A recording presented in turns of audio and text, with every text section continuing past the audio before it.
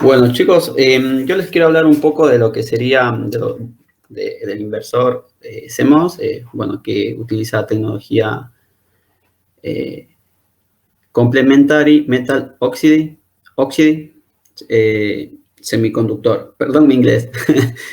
Bueno, la idea es explicarles un poco el funcionamiento del inversor, que utiliza un NMOS y un PMOS, y además darles un pequeño pantallazo de los procesos de fabricación que se emplean para realizar este tipo de dispositivos. Bueno, primero les muestro ahí así rápidamente lo que sería la tecnología planar o cómo es que se van realizando este tipo de dispositivos. Para que se den una idea, para empezar a fabricar estos chips electrónicos, de este tipo de dispositivos integrados, compactos, lo que uno hace parte, déjenme poner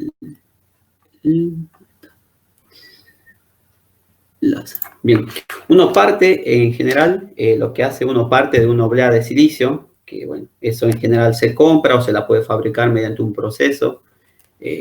Con arena, se calienta un tipo de arena especial y se genera un tipo de vidrio y bueno, se hace todo un proceso para que se le pueda dar el efecto de la oblea, que tiene propiedades tanto ópticas y dieléctricas, bueno, que son las obleas de silicio. Luego de eso se hace algo que se llama oxidación. Bueno, básicamente sobre el silicio se oxida, hay procesos que son húmedos, son secos y se hace crecer capas de silicio.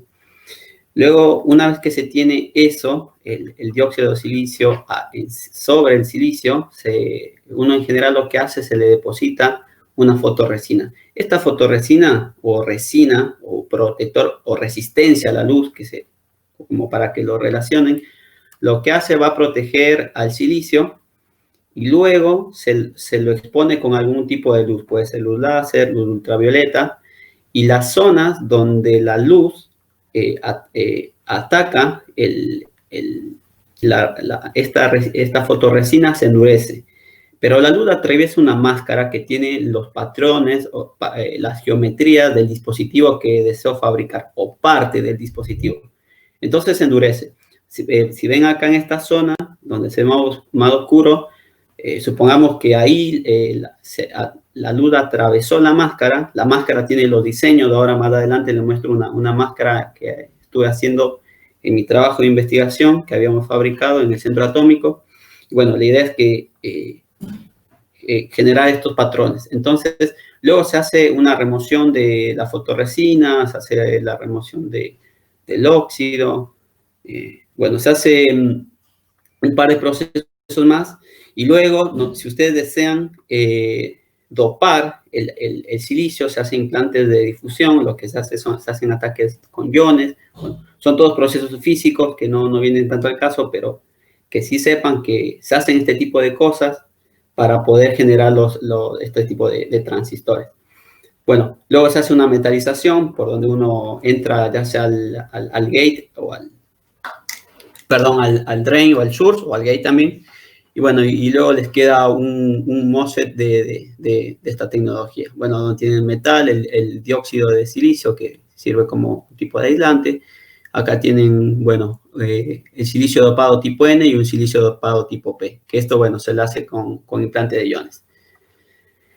Bien, entonces, para lograr todo este tipo de cosas, lo que se usa es la fotolitografía. Que sepan que los procesos de fabricación CMOS utilizan este tipo de tecnología. Entonces, ustedes pueden ver acá, este es una oblea de silicio. Y ven este líquido viscoso que se ve ahí, bueno, esa es la fotorresina. La fotorresina, como les decía, actúa como una resistencia a la luz. Entonces, esto que ven acá es una maquinita que absorbe por medio de vacío, absorbe la oblea, esta oblea de silicio, y queda bien sujeta. Entonces, el spin coating, este aparatito se llama spin coating, lo que hace empieza a dar vueltas y la resina, la fotorresina es viscosa, se empieza a desparramar. Y la idea es que eso quede de una manera uniforme arriba de toda la oblea. Entonces, luego, por medio de de la máscara se transfiere los patrones o las geometrías del dispositivo, en este caso de nuestro transistor, y luego se hacen un par de procesos más que ahora lo vamos a ver. Bueno, este tipo de proceso de fabricación se lo hace una sala limpia. Ustedes piensen que estos son los dispositivos, las pistas, tienen órdenes no sé, puede ser de una micra, 500 nanómetros, 100 nanómetros, 90 nanómetros, y cualquier partícula que quede suspendida o arriba de mi oblea puede dañar el dispositivo. Bien, entonces, bueno, esto es lo que les quería explicar, un poco de cómo es que se transfiere la geometría del dispositivo hacia los chips, bueno, en este caso hacia la oblea. Bueno, primero lo que se hace, se diseña una máscara. Esto que ven acá es la máscara que les había comentado. Es una máscara de cromo y vidrio, donde, bueno, lo que uno hace primero previamente con algún programa de tipo CAD o cualquier, bueno, de diseño asistido, uno dibuja todas las geometrías, los diseños de lo que uno quiere transferir, y luego se lo ataca se lo graba con un láser y luego se lo ataca con un tipo bueno, se ataca el cromo. Y bueno, acá no se puede ver bien, pero ven, pueden observar que hay como unas celditas. Bueno, dentro de una de estas celditas, no me da la resolución ahora para verlo, pero ahí, si uno lo observara muy de cerca, se verían unas líneas finas, bueno, las líneas del dispositivo que uno desea transferir. Entonces, bueno, uno viene con luz ultravioleta, atraviesa la máscara, y obviamente solo pasarían, se transfieren, ¿no?, la geometría. Esto pues se puede poner una lente para focalizar mejor o no puede estar. Y abajo tenemos la oblea de silicio. Y ahí es donde uno tiene ahí ataca la fotorresina. Entonces, donde ataca la luz ultravioleta se endurece la fotorresina. Bien, entonces, ¿qué es lo que sucede? Entonces, así como para ir siguiendo un orden, uno ataca, expone la fotorresina. Acá tenemos, este es un ejemplo que saqué de un trabajo que venía haciendo, pero bueno, supongamos que tenemos el dióxido de silicio, acá tenemos algo que se llama nitruro de silicio, pero no importa. Supongamos que nosotros queremos definir sobre esta capita de acá arriba, que supongamos que este es el silicio, donde está el verde. Entonces ustedes tienen la fotorresina, por donde se expuso, se endurece y viene una etapa de revelado. Entonces, por donde no pasó la luz ultravioleta, el revelador quita todo eso. Entonces queda definida la estructura del patrón o de mi dispositivo en la fotorresina.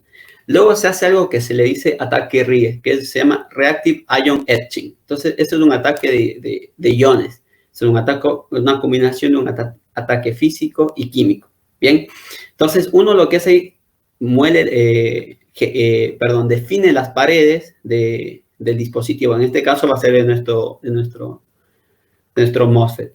Y luego, bueno, se remueve la fotorresina. Acá les pongo un ejemplo de lo que sería el ataque RIE. Fíjense que esto, bueno, hagan en cuenta que donde estuvo la fotorresina cubrió las zonas de mi dispositivo, y cuando se ataca con iones se generan estas profundidades. Y bueno, ahí pueden ver cómo cómo quedan definidas las paredes, en este caso de mi transistor. Y luego, bueno, se le pone un líquido especial y se vuela la fotorresina, esto de acá. Entonces nos queda este tipo de estructuras. Y bueno, y así uno podría transferir las fotorresinas que uno desearía. Los dispositivos que uno desearía. Bueno, acá les muestro cómo quedaría una vez que uno hace la transferencia, como esto vendría a ser una oblea, con un montón de, bueno, dispositivos transferidos. Acá obviamente hay un montón de procesos de fabricación, más allá de los que yo les mostré, pero bueno, la idea de lo que les mostré previamente es lo que generalmente se hace para hacer transistores. Hay un montón de procesos más que, bueno, no cuento porque no viene al caso y se me iría toda la hora. Bueno, una vez que uno cuenta con la oblea transferida, todo esto, luego, bueno, hay un proceso de corte, que uno, bueno, agarra una máquina especial, corta la oblea y bueno, se van generando los cuadraditos que hoy en día conocemos como chips, o lo que ustedes lo conocen como chips. Y bueno, y acá tenemos algo que se llama el wire bonding, que es un proceso en el cual una máquina especial tiene unas puntas, no recuerdo de qué materia eran, si eran de oro, pero bueno, la idea de acá hacer la microsoldadura o la soldadura de este tipo de escalas. Ustedes piensen que nosotros estamos hablando de dimensiones, miren, todo esto, acá está la escala, miren este chip, este pequeño chip, todo esto, la línea azul es 1 milímetro, o sea, es súper chiquito. Imagínense lo que es cada uno de estos circuitos que están acá. Entonces, bueno, esto se hace con una máquina especial en donde se hace calentar, se le llama wire bonding, una puntita de oro, o sea, se agarra la pinza, esto es como una gotita de oro, se lo aprieta a temperatura y bueno, una vez que eso se suelda, se levanta y esto se genera como una especie de no sé, como una plastilina, bueno, nada, se va dilatando, se estira y así se va haciendo el proceso, se va soldando las zonas que uno desearía ir juntando, soldando, dependiendo del circuito que uno está realizando. Bueno, eso con respecto a lo que vendría a ser un pantallazo de cómo es que se fabrican o cómo se hacen estos tipos de dispositivos con la tecnología de CMOS, o bueno, todo esto es microelectrónica. Y bueno, entonces ahora una aplicación que les quería mostrar es el inversor CMOS. Bueno, para que se den una idea, el inversor CMOS es una celda básica en electrónica digital, donde uno, básicamente, este circuito, cómo funciona, uno tiene este sería un PMOS, un NMOS, y acá tenemos la entrada, ¿no? Y esto se utiliza obviamente para electrónica digital. La idea, bueno, de esto es que uno entra con un pulso, supongamos en high, y a la salida en el out tengo un low, y viceversa, ¿no? Si yo tengo un pulso en low, a la salida voy a tener un pulso en high. Bueno, otra de las cosas que quería mencionarles es que, bueno, años atrás, cuando no existía la lógica complementaria, bueno, esto se le dice Complementary Metal Oxide Semiconductor, es que lograr todas las funciones lógicas que implicaban mucho consumo de potencia estática. O sea, ustedes tienen una idea que para poder lograr la lógica digital, sin que si tuviera el CMOS, antes de la tecnología CMOS, disculpen, están... Ahí está. Bueno, disculpen, ahora sí. Antes de que aparezca este tipo de tecnología, lograr, bueno, la electrónica digital era muy costoso. ¿En qué sentido? Tenían el problema de que consumían mucha potencia estática. O sea, para generar un 1, un 0, por más que no esté en funcionamiento, esto había que alimentarlo. Y entonces ese era un problema. Se consumía mucha potencia y sin hacer absolutamente nada. Entonces, la diferencia que tiene CMOS es que cuando el estado está definido, o sea, si yo logro definir, cuando logro que mi inversor logre el 1 o el 0, no tengo que estarlo alimentando estáticamente todo el tiempo. Entonces, ahí nos ahorramos un montón de potencia en el circuito. La única parte donde sí obviamente se consume energía o corriente es cuando tenemos la transición de high a low o de low a high. Bien, entonces, bueno,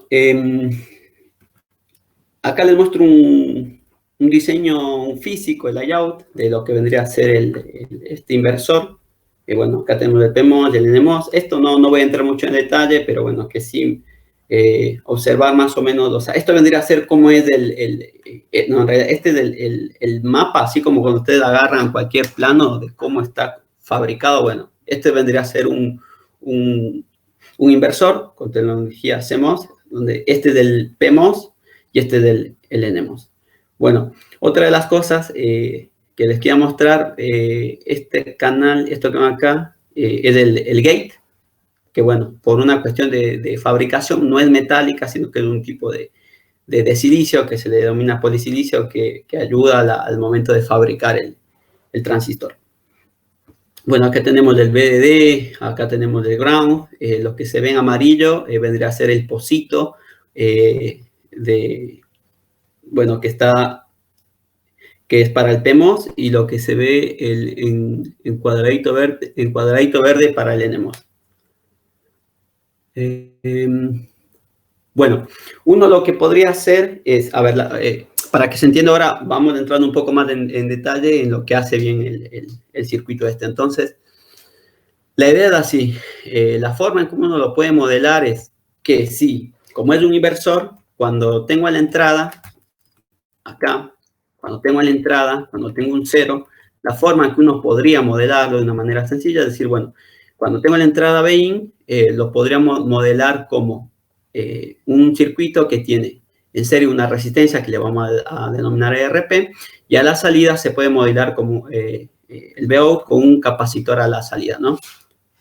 Ahora vamos a ver por qué modelamos como con un capacitor a la salida. Bueno, y obviamente, ¿qué pasa? Acá debería tener el N, el NMOS, el otro transistor. Pero ¿qué pasa? Cuando este está este dispositivo, lo que tiene es que cuando uno se ponen, cuando Bin está en 0, es como que uno se desactiva y el otro, el de arriba, entra a funcionar.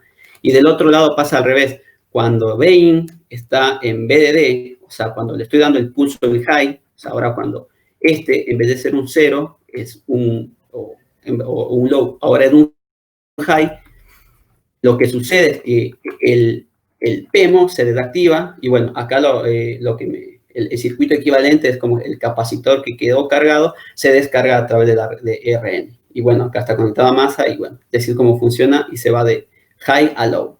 Bueno, esa es la lógica funcional de este inversor. Y esto, bueno, es cómo funciona cualquier inversor fabricado con tecnología CMOS. Bien, ahora, esta es la curva de transferencia de este dispositivo. Bueno, entonces, fíjense que cuando tengo el NMOS está apagado, acá tengo el PMOS, y bueno, acá este vendría a ser mi high. Ahora, a medida que voy a transicionar al otro lado, transicionan tanto el NMOS como el PMOS hasta llegar a que el PMOS está en apagado y el NMOS está conduciendo. Bueno, una de las cosas que les quería mostrar era el tema del consumo de las corrientes. Yo les había dicho que con esta tecnología, una de las cosas o de las grandes ventajas que se obtuvo con esta tecnología es que no se consume potencia estáticamente. O sea, cuando nosotros estamos ya sea en high o cuando estén en low, este tipo de dispositivos casi no consumen corriente estáticamente. O sea, para mantener ese 1 o un 0, no consumen casi nada de corriente. Pero ahora, el momento de la transición, cuando empieza a transicionar, cuando pasan de high a low o de high a low, o de low a high, ahí sí hay un consumo de corriente. En esta etapa sí se consume corriente, cuando se está transicionando. Y a ver, ¿dónde estaba? Bueno, nada.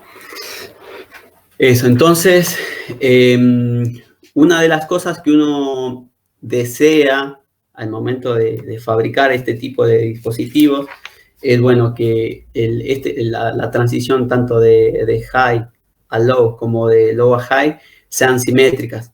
La idea es que, bueno, la velocidad en la que pasa de arriba a abajo, de abajo a arriba, sean parecidas, y eso uno lo puede ir modelando, lo puede ir diseñando cuando diseña en el layout, cuando diseña estos pocitos, cuando uno genera el PMOS y el NMOS. Hay todo un estudio, se hace todo un estudio y un análisis de cómo, de cómo debe ser el diseño para generar que la transición sea lo más simétrica posible. Bueno, que en general, les voy adelantando, en general, al PMOS se lo hace más grande al NMOS por un montón de cosas que tiene la física de este tipo de dispositivos, pero quizá ustedes lo que más lo van a poder relacionar tiene que ver un poco con la movilidad de los electrones y los huecos, que más o menos, así como una aproximación, la movilidad de los huecos es un medio de la velocidad de los electrones, de la movilidad de los electrones. Bueno, igual tiene que ver por un montón de cosas más, pero bueno, con los conceptos que vimos en las materias con lo que más van a poder relacionar para que se den una idea. Bien, entonces, bueno, acá consumimos, cuando estamos en estos estados, no se consume, casi no hay consumo de potencia estática, y bueno, cuando se generan las transiciones, bueno, ahí sí hay un montón de corriente que se consume. ¿Por qué? Porque fíjense, ¿dónde estaba? Acá. Esto les quería mostrar. Cuando el estado está generado, cuando están en 0 en 1, sea cualquiera de estos del PMOS o el NMOS, es como que si ustedes tienen una llave abierta. Entonces, la corriente que va de VDD hasta ground no se conduce corriente. ¿Se entiende? Cuando está definido el estado, o high o low. Ahora, cuando hay una transición, sí se genera corriente, se cierra el circuito y llega la corriente desde VDD a ground, y bueno, ahí sí hay consumo de corriente. Eso como para que aclare un poco más de esa idea. Bueno, entonces, acá, bueno, esto les quiero mostrar lo que vendría a ser un simulador que estoy empleando ahora, que es Synopsys.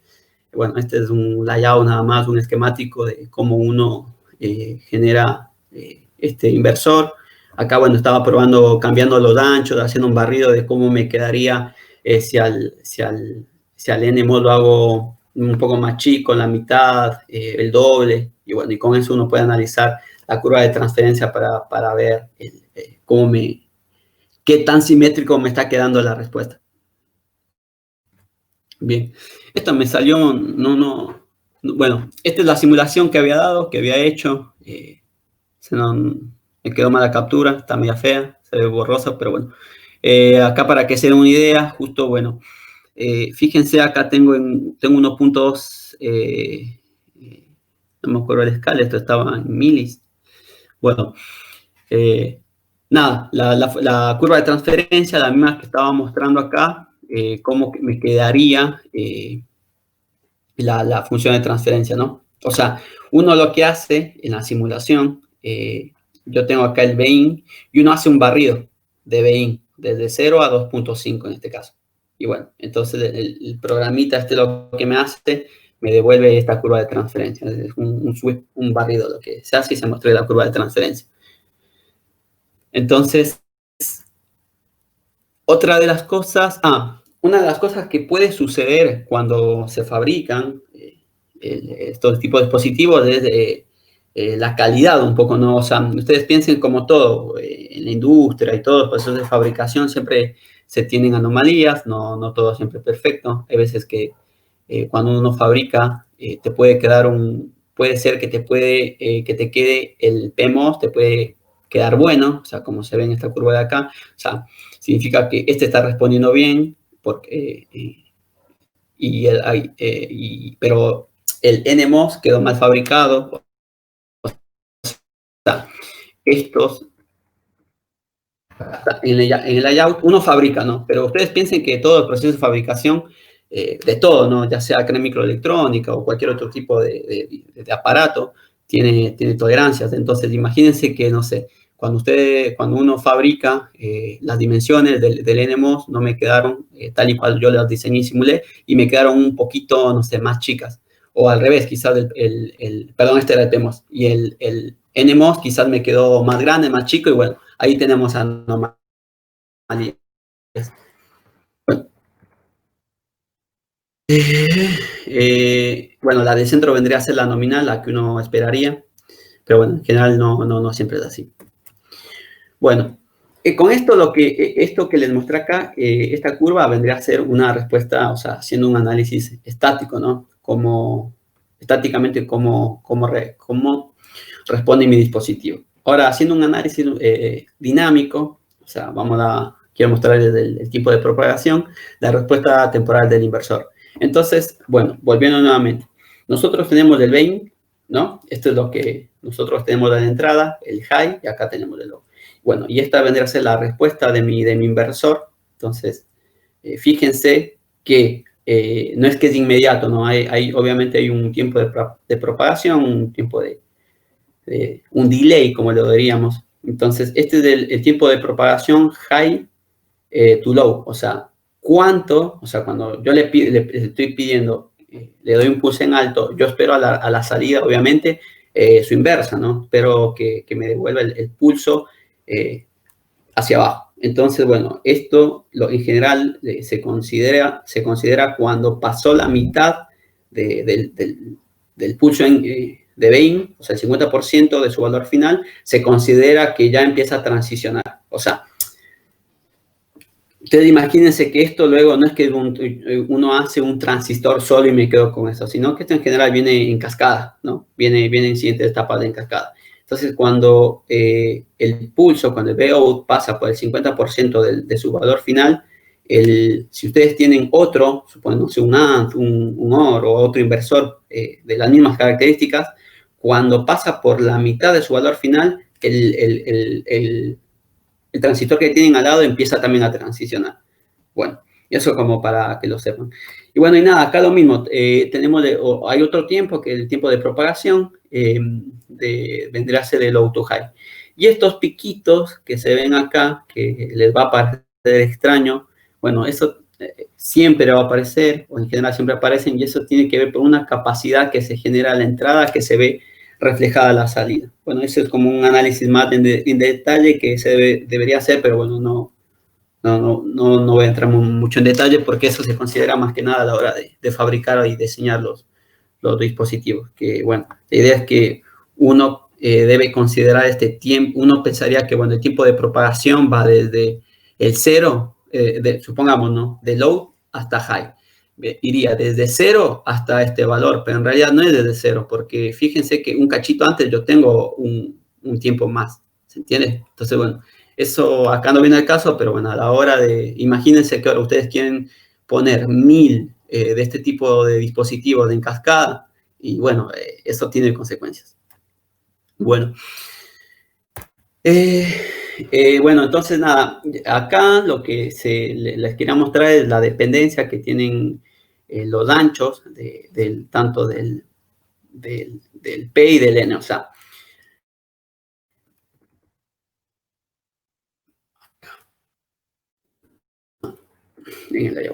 bueno, cada uno de estos, el NMOS y el PMOS, tienen un ancho, tienen vamos a hacerlo más fácil, tienen una cierta área, y por lo que les había comentado anteriormente, que cada uno tiene una movilidad de portadores y de huecos distintos, nosotros queremos que tanto la subida y la bajada en las transiciones sean lo más simétricas posible. O sea, imagínense en esto, o sea, ¿dónde estaba?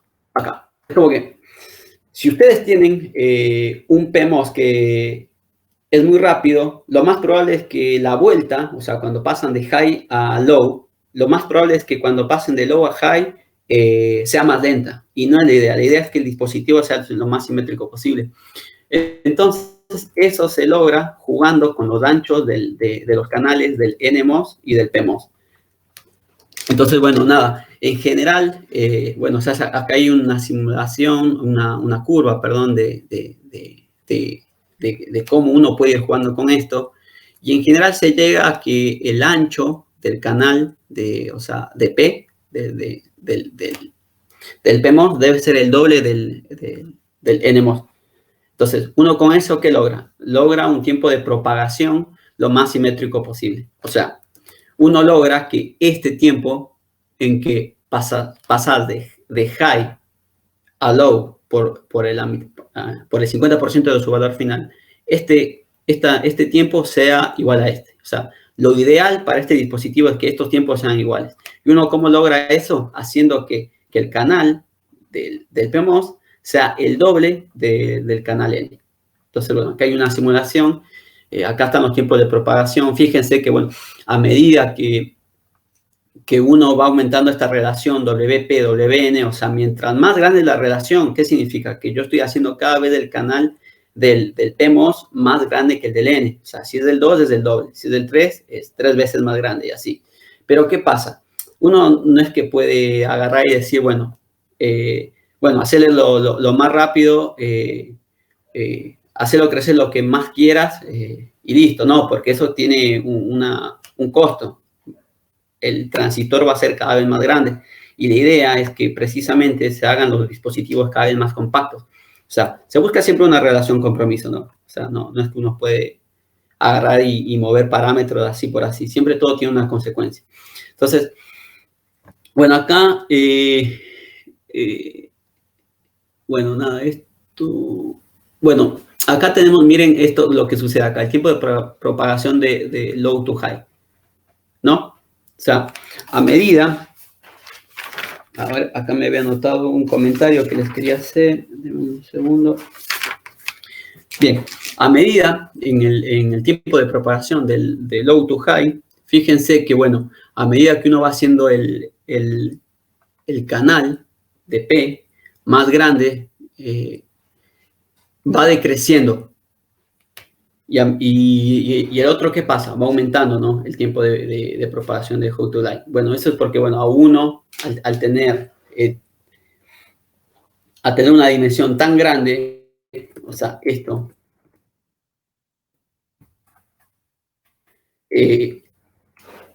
estos canales,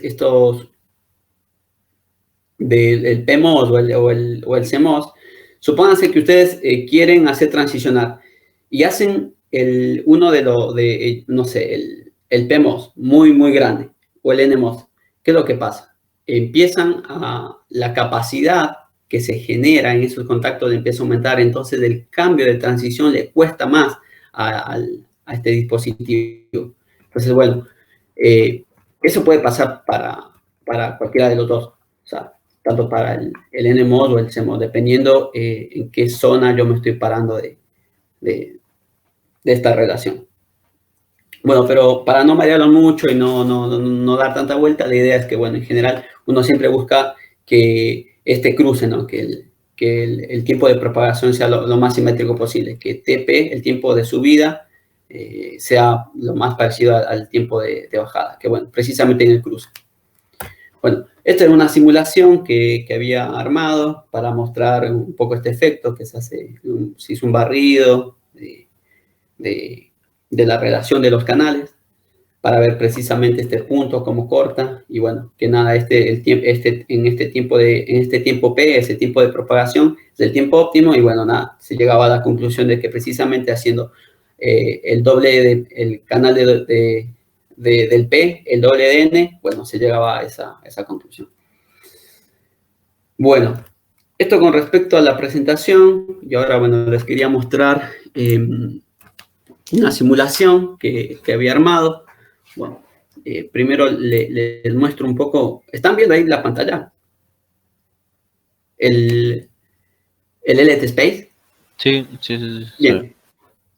Bueno, nada, acá vendría a ser lo mismo, ¿no? Acá lo que veníamos hablando. Bueno, acá hay un montón de directivas que no voy a entrar mucho en detalle. Pero bueno, sí más o menos que se den una idea que estamos haciendo un barrido de 2.5 a 0. Esto que ven los puntos param son los parámetros que uno le da al MOSFET. O sea, no sé por qué no. Ahí está. Bueno, esto tiene bloquecito, ¿no? Obviamente tiene todos los parámetros y uno va definiendo. Acá a la derecha le voy dando los valores al bloquecito, a este tipo de MOSFET. Bueno, acá tenemos la salida. Y esto que ven acá vendría a ser como otra etapa más. Imagínense, tiene un inversor y acá tienen otro inversor. No sé, acá la salida pueden tener un AND, un OR, lo que sea. Obviamente sería un circuito más complejo, pero para que se entienda que esto en general tienen muchos dispositivos así conectados en serie o algo de abajo, que bueno, cada uno, dependiendo de lo que tenga la salida, el otro va a reaccionar y va a cumplir la función para la cual fue fabricado. Entonces, bueno, entonces acá lo que vamos a hacer en este circuito, lo que les quiero mostrar es un barrido de precisamente esta relación WN sobre WP sobre WN, que a eso en general se le dice beta, que es esto que ven acá. Lo que dice beta es el WN sobre P sobre WN. Bien, entonces, una de las cosas que más les quería mostrar, bueno, la entrada, sí, el pulso.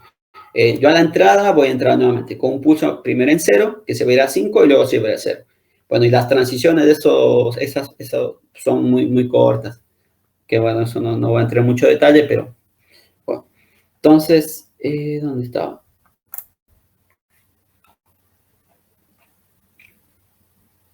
Bien, entonces ahí lo que se está mostrando en esta simulación es precisamente cómo yo, a medida que voy variando el beta, cómo cambia la respuesta dinámica de este inversor, ¿no? Entonces, no sé, la peor respuesta, no sé, para este de acá, cuando estoy pasando de high a low, fíjense, con este parámetro, no sé, acá, supongamos este de acá, vamos a ver,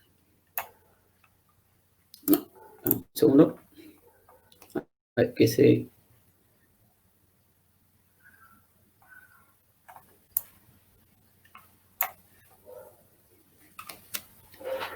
Bueno, bien, entonces, acá fíjense, para las curvas, o para... No se va a ver bien ahí. Ahí sí. Ahí. Bien, entonces, fíjense ahí, para este caso, que estoy pasando de high to low, ¿no? Entonces, fíjense que las curvas, o las que tengo más abajo, significa que tengo un buen NMOS, o sea, que mi tiempo de propagación es rápido. Para las que están de este lado, o sea, las que vienen más de arriba, fíjense que cuánto se demora en llegar a high, a low, perdón. Más o menos, no sé, estamos en 350 picosegundos, pero para esta curva de acá estamos en el orden de, disculpe, no puedo ver, 250 picosegundos. Bueno, y así uno puede ir diseñando, o sea, la idea de esto es que va diseñando, va moviendo estos parámetros. Esto es más que nada una cuestión de diseño, de cómo, o sea, con estas herramientas y el estudio previo que se le hace, o una idea de cómo va a responder mi inversor. Bien, entonces, bueno, esto. Y otra de las cosas que queríamos, no, a ver. Un segundo. ¿Dónde se me...? Acá está. Listo. No sé qué pasó con el Edit Space.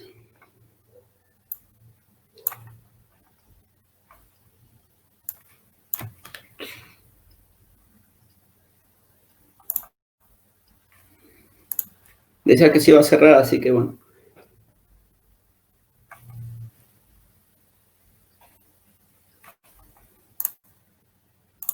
Denme un segundo, chicos, de ahí vuelvo a abrir la simulación.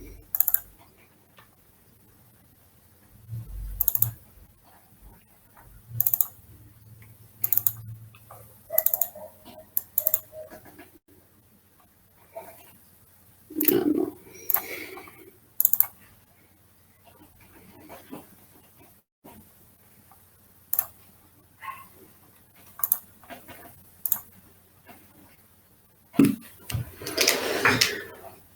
Entonces, bueno, volvemos. Voy a correr nuevamente la simulación. Bueno, va a tardar un poco porque, fíjense, yo el beta, el parámetro este que le estoy variando, eso no les comenté. El beta, que era la relación, ¿cómo es? WP, o sea, el ancho del PMOS respecto del NMOS, lo barrí de 1 a 3. O sea, que sea igual, o sea, que sea igual o a lo sumo 3 veces más grande. Y le puse que tenga un salto de 0.02. Entonces, no sé, como para... A ver, ahora sí vemos la salida nuevamente. Y ahí tiene, bueno, todo el barrido. Ahora, no sé, si yo agarro y cambio acá y le pongo, no sé, 0.75. segundo. Ahí voy a tener, no sé, 3 puntos, no sé, 3 SOT. No, bueno, 4 tuve, ya sí. Bueno, con esto uno hace un barrido. Acá lo que están viendo esto es un barrido. Esto, bueno, les había comentado, con esto uno define como las dimensiones que va a tener mi CMOS o mi MOSFET. Bueno, y estas son cómo quiero que transicione. Entonces, bueno, voy a ponerlo como estaba antes, 3.02.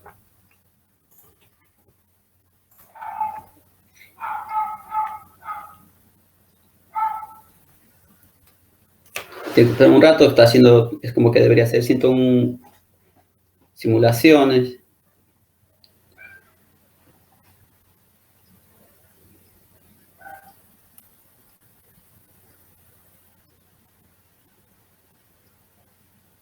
Listo.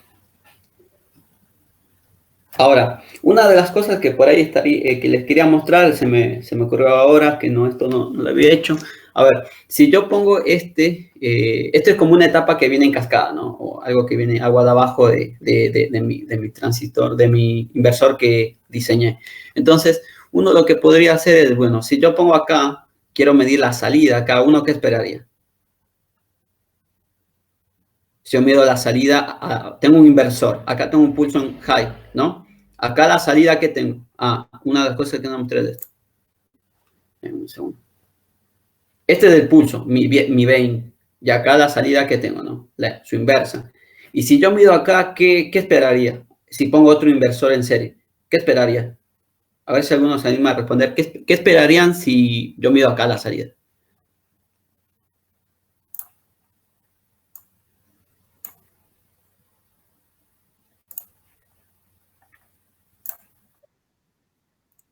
Exactamente. Claro, entonces uno claro, exactamente, uno esperaría que a la salida de este, en vez de tener estas curvas de transferencia que son inversas de mi vein, tendría algo parecido, pero en high, o sea, más parecida al azul. Entonces, bueno, voy a medir. No, aún no debería simular de nuevo esto, me parece. Sí, lo voy a tener que simular de nuevo. No, ya sé por qué le estoy solapando el mismo nombre. Bien.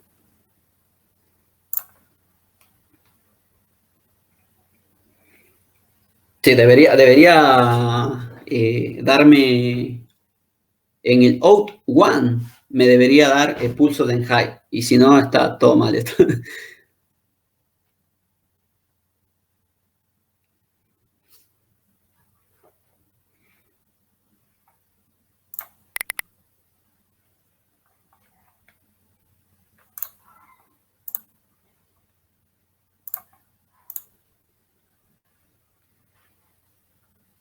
Bueno, y ahora vamos a ver el out 1, ¿viste? Que este sería el segundo inversor. Y sí, ahí me quedó voy a cambiarlo de color porque si no, no se ve nada.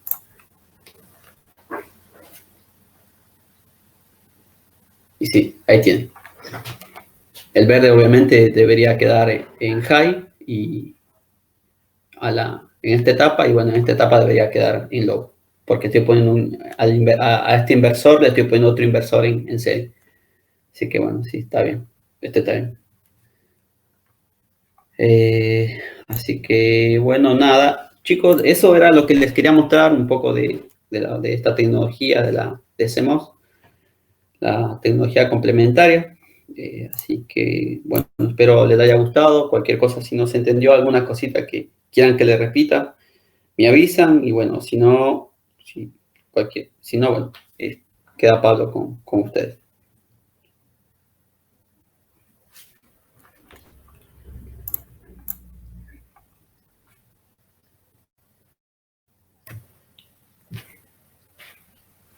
Gracias, Jeffrey, estuvo interesante.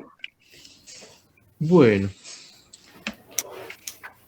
A ver si nos fabricás algo, Jeffrey, que funcione. Lo estoy diseñando todavía, no sé qué voy a fabricar, pero estoy pensando todavía qué bichito voy a fabricar. Bueno, pero así alguno, sí. No, es que Lo tengo que hacer porque si no, no me aprueban la materia. Bueno, fenómeno. Sí, así que bueno, igual, o sea, a medida que vaya avanzando, alguna cosa o algún tema o algo específico que me parezca que pueda aportar a la cursada, seguramente, obviamente, Pablo habló con vos previamente y luego se lo mostró a los chicos. O sea, está bueno, se ven todas cosas totalmente relacionadas. Bueno, macanudo. Deja de compartir, Ah, así arranco yo. Buenas tardes para todos. Todavía no los he saludado. Tenemos 6 alumnos nada más, así que son poquitos. Estamos con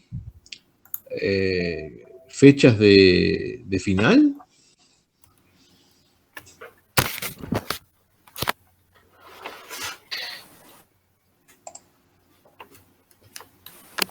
¿Alguien sabe si estamos con fechas de final? Creo que son los pendientes esta semana. Porque por eso, entonces estaban muy poquitos. algo pasa acá. No. Sí, yo el miércoles rindo un final, así que sí, estamos en época. Ah, sí. Por eso hay unos cuantos que están haciendo revival. Bueno, yo lo que tengo para hoy es un vistazo de los transistores MOS de potencia. En realidad la intención es que conozcan cuáles son las características que tienen y sobre todo los datos que hay que mirar a la hora de elegir un MOS de potencia, ¿no? Cuándo se los utiliza y bueno, cómo leer cuál es el MOS indicado. Sobre todo, una de las cosas que a veces la gente no se imagina, nosotros vimos hasta ahora los MOS que son para señal, ¿sí? Hablamos de un solo MOS, de un solo canal, de un solo drain, un solo source, por ejemplo, o sea, un canal único.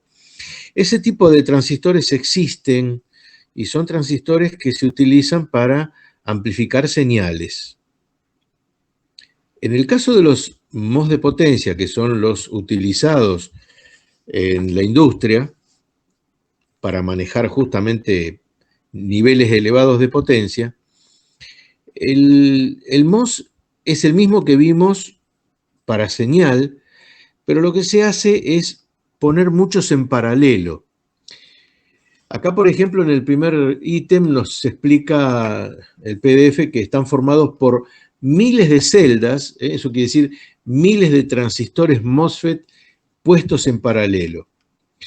Y dice que las integraciones, bueno, todo el PDF es un poquito antiguo, ya habría que modernizarlo porque han pasado algunos años desde que lo hice y esto avanza tan rápidamente que realmente cada 3 o 4 años habría que renovarlo, ¿no? Pero dice, son posibles integraciones de 0,5 millones por pulgada cuadrada.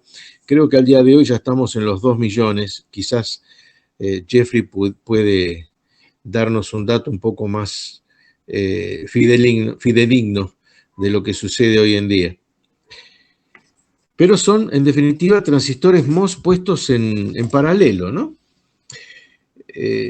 Supuestamente nos dice la industria que los transistores FET, tanto FET como MOSFET, son fáciles de ponerlos en paralelo, fácil de acondicionar varios y colocarlos en paralelo. En la construcción de transistores MOSFET encontramos dos tipos de transistores bien diferenciados, ¿no? Uno, por ejemplo, es el de estructura planar. Y si ustedes ven cómo es la estructura, y hay la diferencia que hay con la que vimos al momento del análisis del funcionamiento, ¿no? Es bastante distinto. Fíjense en que tenemos la fuente por arriba y el drenador por abajo de la oblea. Esto se hace justamente para que puedan tener la máxima diferencia de potencial entre drain y source. Lo que se pretende es diseñar transistores que trabajen con la máxima diferencia de potencial posible, de tal manera de manejar la máxima potencia posible. Dentro de los distintos tipos que se pueden fabricar, tenemos este que, por ejemplo, se lo denomina planar, en donde se ve que la puerta está paralela, digamos, al material. Y después tenemos otro tipo, estructura trinchera, y se lo llama trinchera porque fíjense que la puerta entra como si fuera el filo de un cuchillo dentro del material. Son los dos tipos que podemos encontrar en forma más común, ¿no? en la construcción. Las cosas a las que hay que prestar atención al momento de reemplazar un transistor MOSFET o, digamos, tenerlo en cuenta a la hora de diseñar, es, por ejemplo, la máxima tensión que soporta ese transistor entre el drain y el source. Hay una tensión máxima.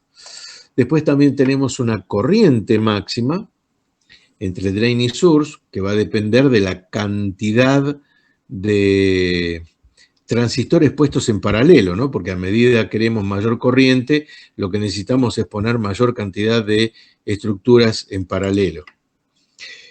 La resistencia en conducción, la RDS es R Drain Source, en conducción, quiere decir, se la llama RDS ON. En estos transistores, la conducción de corrientes es cuando el transistor está puesto en modo llave cerrada, ¿sí? Trabajan o como llave abierta, deberían representar un circuito abierto, y como llave cerrada al momento de dejar circular corriente. Un dato muy, muy importante es la resistencia en conducción, a la que se la denomina RDS ON. Otro dato interesante a tener en cuenta a la hora de elegir o reemplazar un MOS de potencia es la tensión umbral máxima y mínima del gate. Umbral sería la mínima y la máxima en el gate. Del gate con respecto a la fuente, ¿no? Acá fíjense en que tanto la puerta y la fuente se encuentran cercanas, ya que la diferencia de potencial aplicada a la puerta está en relación a la diferencia de potencial con respecto a la fuente, al source. Normalmente decimos que lo polarizamos con una tensión de una determinada cantidad de volt, pero con respecto a la fuente. Así que tengan en cuenta que la diferencia de potencial entre puerta y fuente no es muy elevada. Lo que pretendemos sí una diferencia de potencial grande, una tensión importante entre el drenador y la fuente, porque bueno, justamente si vamos a trabajar con circuitos de potencia, estamos hablando de trabajar con tensiones de alimentación importantes.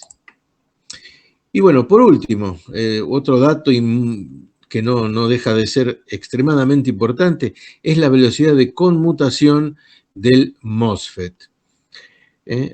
Ahora después les voy a comentar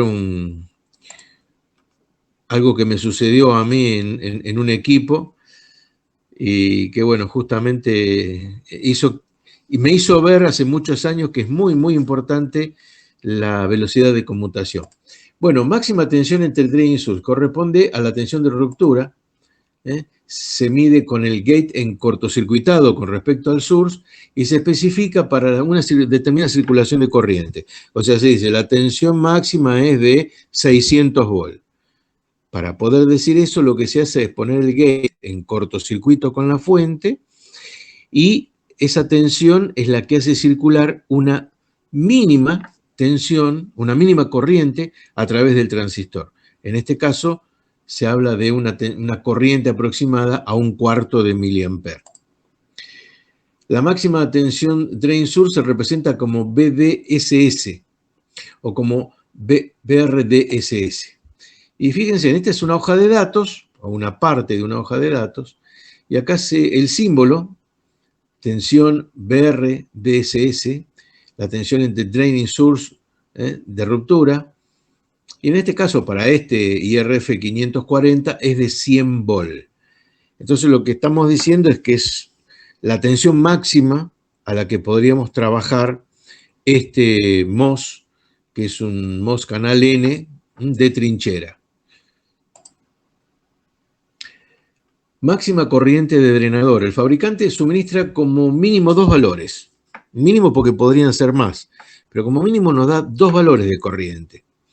Y esto es porque una cosa es que nosotros querramos hacer circular la corriente en forma continua, como si fuera realmente una llave para encender algo que funciona con corriente continua, ¿sí? Y otra cosa es si nosotros lo que hacemos es hacer circular pulsos de corriente a través del transistor. Cuando hacemos circular pulsos a través del transistor, lo importante va a ser tener en cuenta el pico de corriente, y no solamente el pico de corriente, sino la duración de ese pico.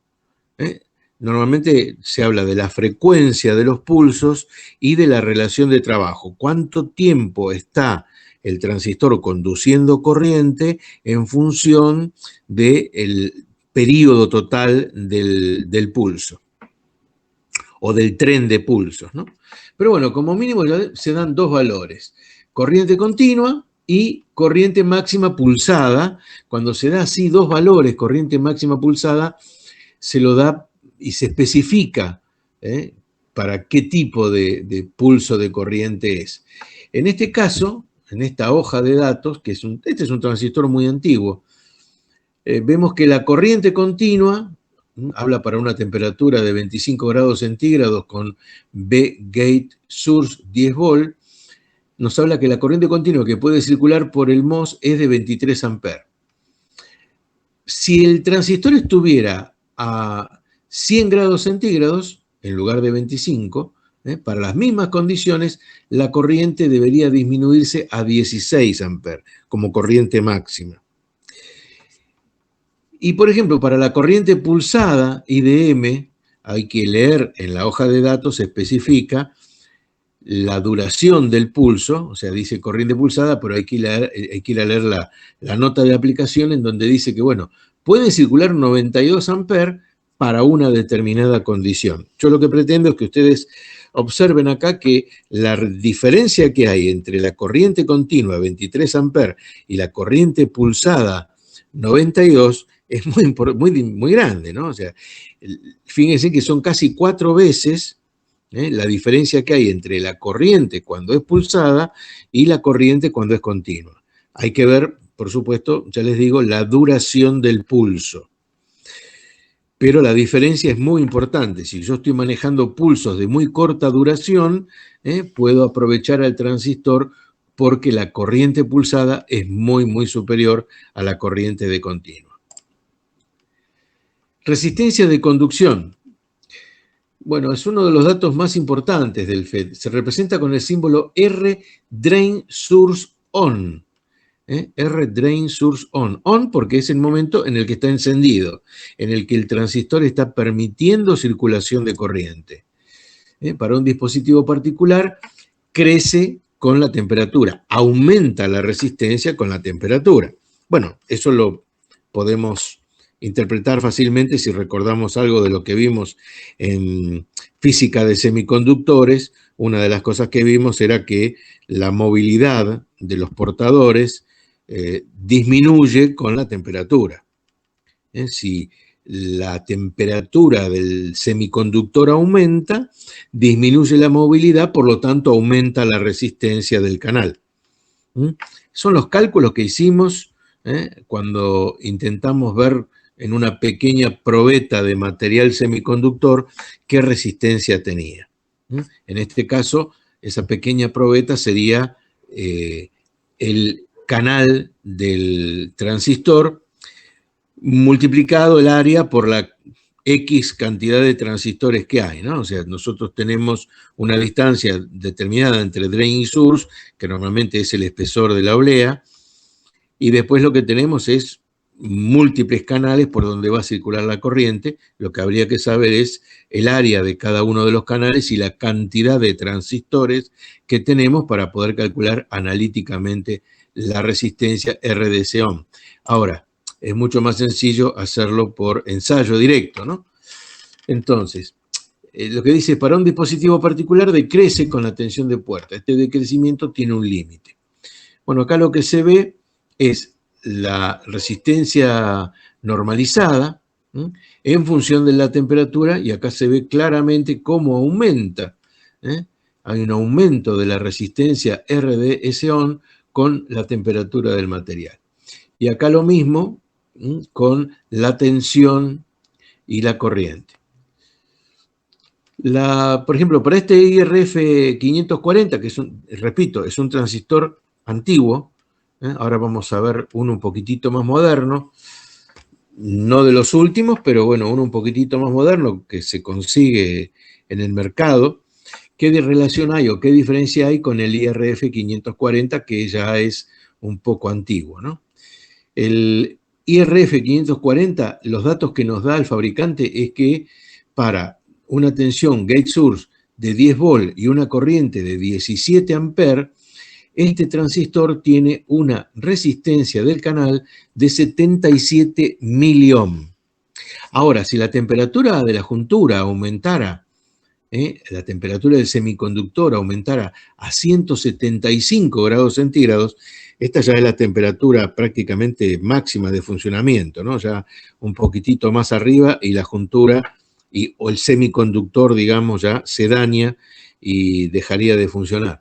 Pero fíjense en la diferencia que hay entre la resistencia del canal a 25 grados centígrados y a 175 grados centígrados.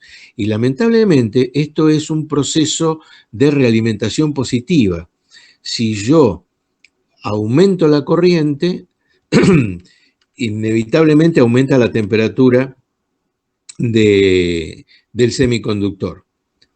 Y si aumenta la temperatura del semiconductor, aumenta la resistencia, al aumentar la resistencia, aumenta la potencia disipada y por lo tanto aumenta la temperatura.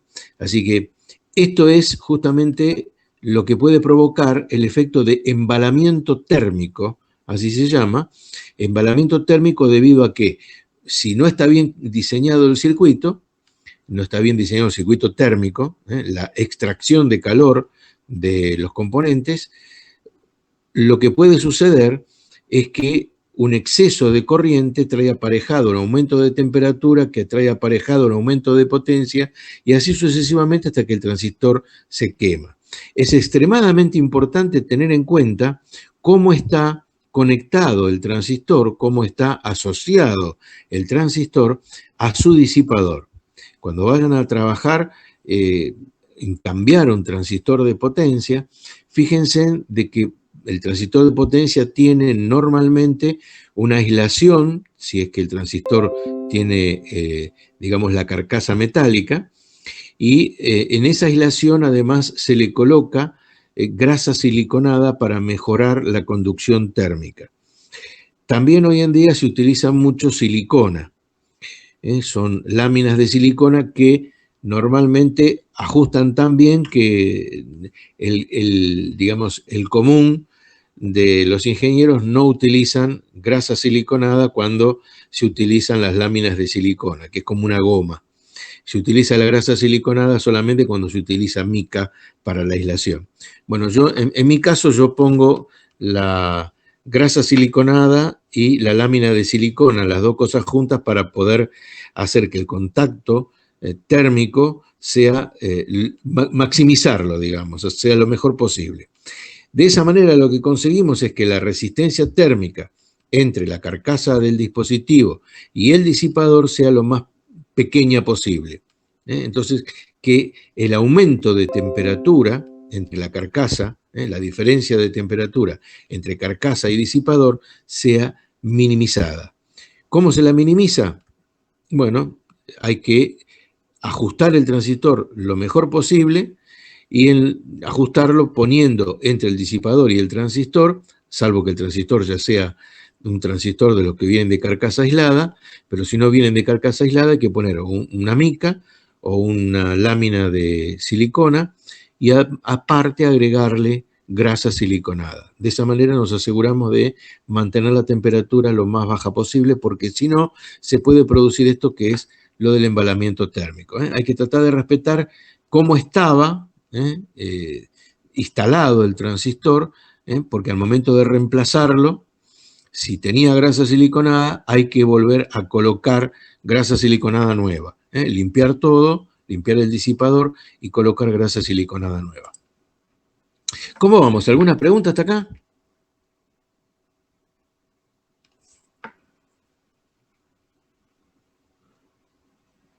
¿O no hay preguntas o se fueron todos? No, ninguna, profe. Profe, después cuente lo que dijo que iba a contar antes que se olvide que le había pasado a usted, o ya lo dijo. Ah, sí, esperá, eso vamos con cuando viene el tiempo de conmutación. Vas a ver qué cosa simpática. Bueno, entonces, estábamos con la resistencia de conducción. Dice que, bueno, en los últimos tiempos se ha mejorado sustancialmente RDC en dispositivos de relativamente alta tensión. Alta tensión para un MOS de potencia está entre los 600 y los 1000 volt. Ya mucho más allá de los 1000 volt no vamos a encontrar MOSFET de potencia. La mayoría está entre 600 y 1000, los que realmente son de potencia. Y se logró mejorar mucho la resistencia RDC-ON. Acá lo que tenemos es una comparación entre el transistor MOSFET de 1984. Acá todavía estaba estudiando yo, así que tenemos, por ejemplo, dos tipos de transistores MOSFET, y fíjense en la resistencia RDS-ON, en 1984, decía era menor a 4 ohm, no, mayor a 4 ohm. Mayor a 4 ohm. 4 ohm, una barbaridad. Y bueno, estamos hablando de corrientes de 3 y 2 amperes. Pasamos a un MOS de los años 2000, de la década pasada, y tenemos valores de RDC-ON de 1.3 ohms, ¿sí? Bueno, los de hoy en día, estamos hablando de miliohms, ¿sí? Miliohms. Ahora los vamos a ver un par. Tensión umbral máxima del gate. Umbral es la mínima máxima en el gate.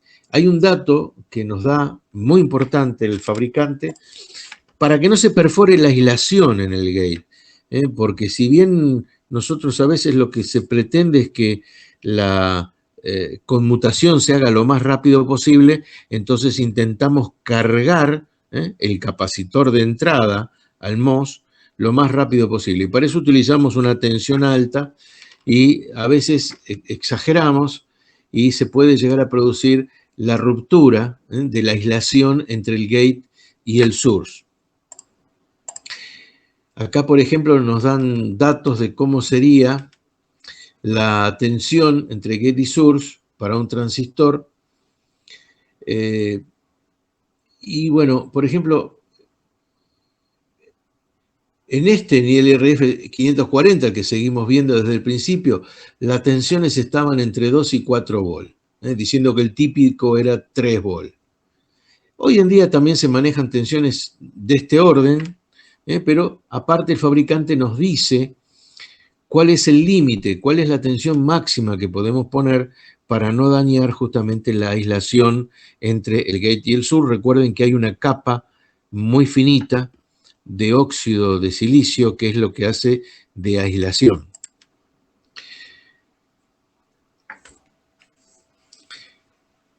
La máxima tensión soportable entre fuente y puerta es aproximadamente 20 volt. Acá en esta hoja de datos del IR40 nos dice que la máxima tensión es más o menos 20 volt. De este viejo transistor, ¿no? Bueno, velocidad de conmutación. Ahora tengo un dibujito acá que me gustaría que veamos, pero previo a ver el dibujito, veamos el motivo por el cual el transistor MOSFET es lento. Lento en comparación, por ejemplo, con un bipolar de alta velocidad, ¿no?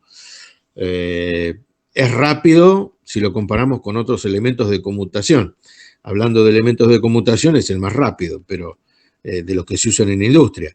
Pero el motivo por el cual no es mucho más rápido es que el transistor MOS está rodeado de capacidades.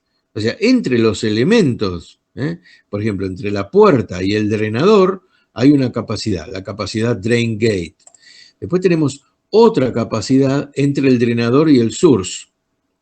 Y una tercera capacidad entre el gate y el source. Bueno, acá, por ejemplo, dice que hay capacidades que son lineales y otras que no lo son. Por ejemplo, la capacidad entre gate y source es una capacidad lineal, está mal escrito acá. Este capacitor que está acá es una capacidad lineal.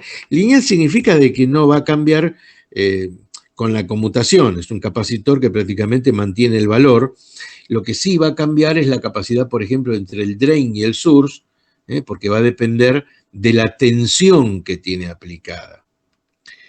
Y también la capacidad entre drain y gate. Ahora, ustedes piensen lo siguiente. Supongamos que el transistor está en conmutación, que va a operar como llave, y en el momento en que está a circuito abierto, entre el drain y el source está toda la tensión de la fuente, porque el transistor en ese momento se está comportando como un circuito abierto. Lo mismo en el capacitor entre drain y gate. Tanto el gate como el source están a baja tensión, cerca del 0, y el drain está a la alta tensión. Supongamos que esa alta tensión sean 600 volts, entonces el drain y el source están separados por una diferencia de potencial de 600 volts. Este capacitor y este otro se cargan a la tensión de 600 volts.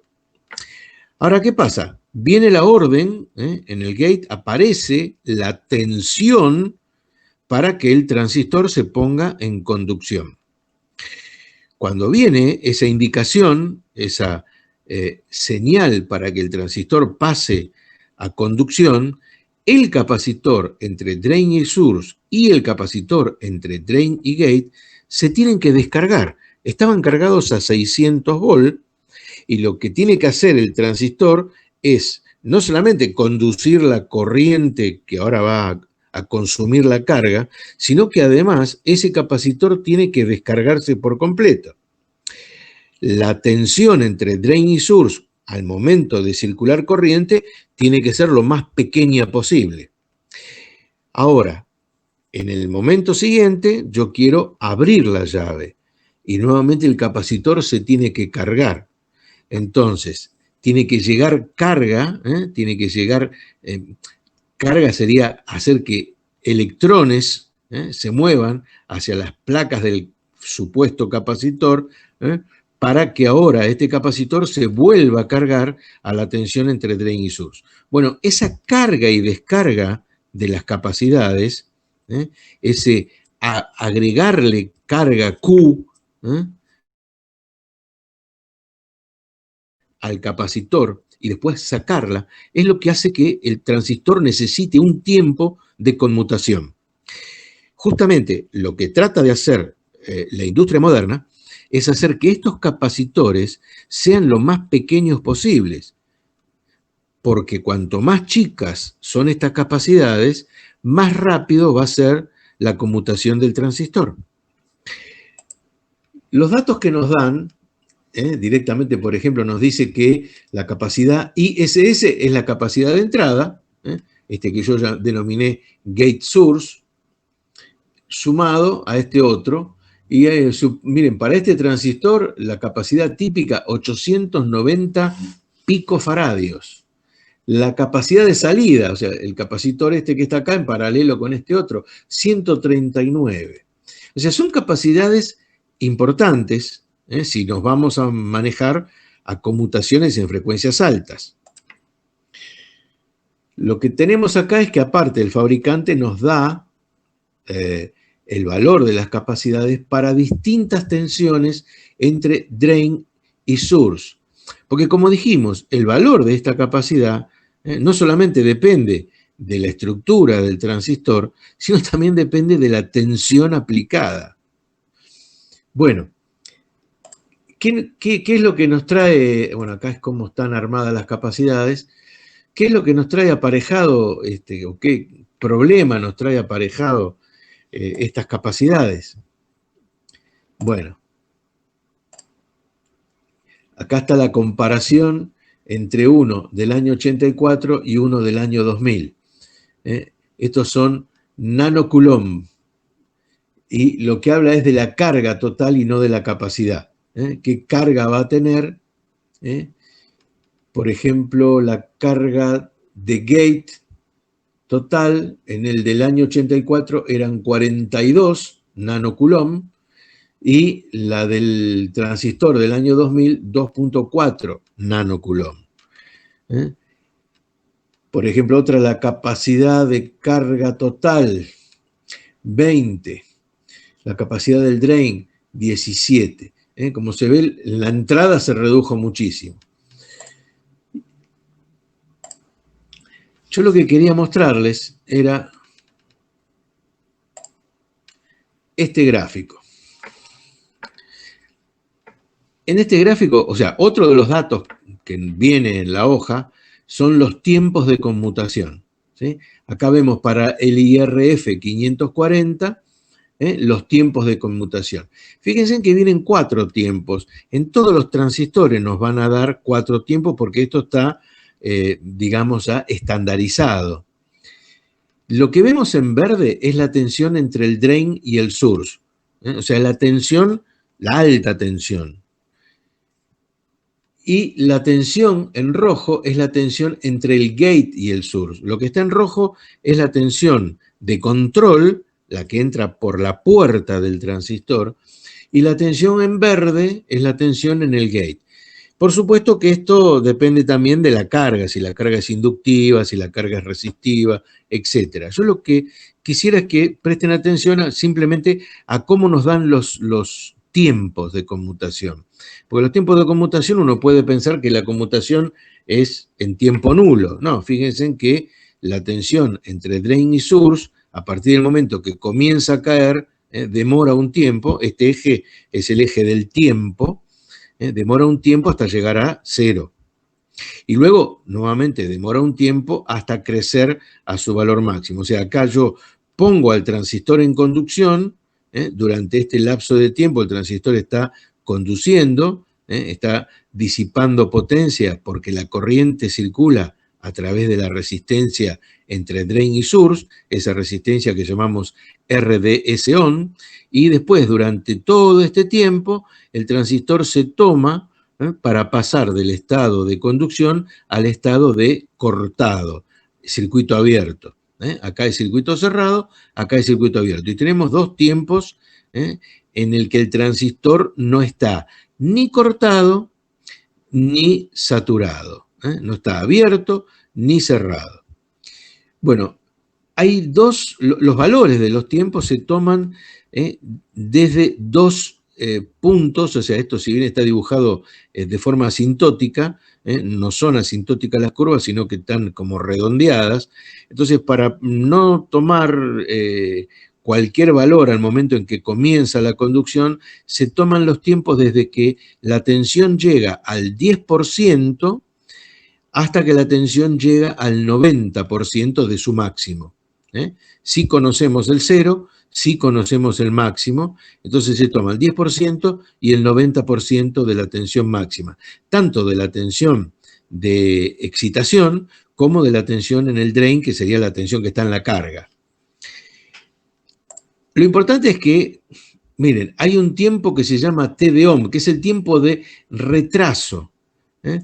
Que sí, que a partir del momento que nosotros le ponemos la señal para que el transistor comience a conducir, pasa un tiempo, que lo llaman T de ohm, hasta que el transistor se aviva y comienza a conducir. O sea, este tiempo está tomado desde el 10% de la tensión aplicada al gate hasta que el transistor comienza a conducir y llega al 90% de la tensión que tenía cuando no conducía. Después hay otro tiempo, que es el tiempo TR, tiempo de subida. Es el tiempo que tarda en realmente subida, es la subida de la corriente. Acá se ve que la tensión cae, pero lo que está subiendo al caer la tensión es la corriente a través del transistor. Entonces ya nomás para poner al transistor en conducción, cuando inicia a conducir, tenemos dos tiempos bien diferenciados. Uno es el tiempo que tarda en encenderse, en comenzar la conducción, y otro el tiempo que tarda en establecer la conducción máxima. Estos serían, por ejemplo, los 600 volt, cuando el transistor está abierto, y acá 0 cuando ya está cerrado. El problema más grave es que durante todo este tiempo hay simultáneamente entre los extremos del transistor tensión y corriente circulando por el transistor. Es el momento en el que se produce la máxima disipación de potencia. Fíjense, cuando el transistor está abierto, cuando no está conduciendo corriente, el producto tensión-corriente es 0. O sea, estoy hablando del producto de tensión-corriente como la potencia disipada en el transistor. ¿A mí qué es lo que me preocupa? ¿Cuál es la temperatura que alcanza el transistor cuando está operando? Esa temperatura la alcanza por el producto tensión-corriente en el transistor. La tensión entre los extremos del transistor multiplicado por la corriente que circula por el transistor es la potencia que está disipando. Si estuviera en continua, o sea, si estuviera conduciendo permanentemente, esa potencia la podríamos calcular como I cuadrado R de ohm, que sería lo que sucede acá en esta zona, donde solamente tenemos corriente circulando. Ahora, cuando el transistor está en conmutación, cuando está trabajando, está operando con un tren de onda no cuadrada, pero bueno, está conmutando, está trabajando con un tren de pulsos, el problema más grave lo tenemos en el momento de la conmutación, porque durante la conmutación hay simultáneamente corriente y tensión en los extremos del transistor. No solamente cuando se pone en conducción, sino también cuando le decimos que se corte. Cuando se corta, le cortamos la excitación y fíjense, tenemos un tiempo de retraso en el apagado, un TD off. Y después tenemos otro tiempo, que es el tiempo de bajada, el tiempo TF, el tiempo que se toma para terminar de apagar. ¿Por qué se toma este tiempo? Y por las capacidades. Las capacidades están cargadas y lo siguen excitando al transistor como si estuviera recibiendo la indicación de que siga conduciendo. Se tiene que descargar la capacidad del gate para que la tensión del gate realmente se haga 0 y desaparezca esa excitación que mantenía al canal formado. ¿Qué es lo que pasa con esto de los tiempos? Bueno, cuando uno va a cambiar un transistor, tiene que asegurarse de que no solamente supere o que el que uno instala tenga la tensión máxima, o sea, que soporte la tensión máxima, que soporte la corriente máxima, sino que además tiene que asegurarse de que los tiempos de conmutación sean aproximadamente los mismos que el transistor que uno está reemplazando. Y acá vamos a la anécdota. En una oportunidad me toca reparar un equipo, miro el transistor que estaba colocado, voy, lo compro, lo coloco, y la temperatura que levantaba era impresionante, era una cosa, pero de locos, era un disparate. El transistor que me habían vendido era exactamente la misma característica, pero no sé si era trucho o era de estos que venden y que como no cumplen las especificaciones, la fábrica lo devuelve, o sea, el fabricante de equipos lo devuelve y entra al mercado a venderse como algo que tiene el sello de que es algo bueno, pero resulta ser que es una porquería.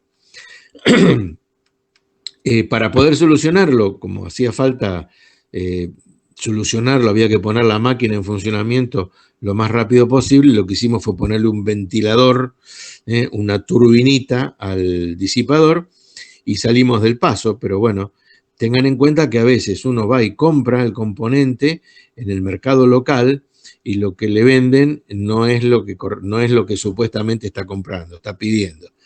Por eso a veces ir a comprar un componente en un agente oficial es muchísimo más caro, pero resulta ser que el componente es extremadamente distinto. O sea, el transistor puede soportar la tensión máxima, puede soportar la corriente máxima, pero si no tiene en la misma velocidad de conmutación, el problema que nos vamos a encontrar es que la potencia disipada en el transistor va a ser mucho más grande, porque el transistor tarda muchísimo más en apagarse y en encenderse. Y justamente en el momento del apagado y el momento del encendido es cuando más potencia se está disipando en el transistor. Así que es importante leer los tiempos estos, que el transistor que uno vaya a colocar sea lo más parecido a los tiempos. A veces uno no consigue el mismo componente porque ya salió, ya no se fabrica más, es antiguo, sobre todo cuando trabajamos con máquinas que tienen más de 20 años, que las hay y muchas. Entonces, cuando vamos a trabajar con máquinas de más de 20 años y pasa algo, uno tiene que reemplazar por un componente más moderno. Bueno, normalmente en los componentes más modernos este problema no los tenemos, pero ojo con comprar algo que no sea exactamente igual a lo que se supone y que está en la hoja de datos, ¿no? Bueno, espero que se haya entendido. Una de las cosas que a veces se comenta así entre los ingenieros es determinados nombres que aparecen como si fueran cosas distintas a las que conocemos y no son más que nombres comerciales. A veces de lo que se está hablando es de nombres comerciales y no del componente propiamente dicho. Esto se lo digo porque, por ejemplo, aparece un componente que se lo conoce como XFET. XFET no es ni más ni menos que una marca comercial, es una denominación dada por el fabricante de este tipo de transistores. Esto no es ni más ni menos que un MOSFET de potencia, pero lo que tiene particular es que el fabricante lo está construyendo o está poniendo en paralelo transistores que tienen una simetría un tanto particular. Se dieron cuenta que si los transistores se fabricaban como por ejemplo los lados de hexágonos, como si fuera un nido de abejas, un panal de abejas, lo que se podía hacer era aumentar la densidad de integración. La densidad de integración es poner mayor cantidad de transistores en menor área de pastilla, ¿no?